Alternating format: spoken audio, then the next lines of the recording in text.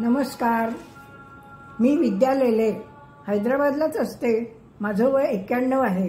श्री चिंचवडे ज्ञानेश्वरी प्रकल्पात मी सहभागी झाले. 15 मार्च 2023ला मला वही मिळाली. बरोबर 1 वर्षात 14 मार्च 2024ला माझे ज्ञानेश्वरी लेखन पूर्ण झाले. रोज अर्धा तास मी लेखन करत होते. प्रकल्प पूर्ण झाला याचा आनंद वाटतो.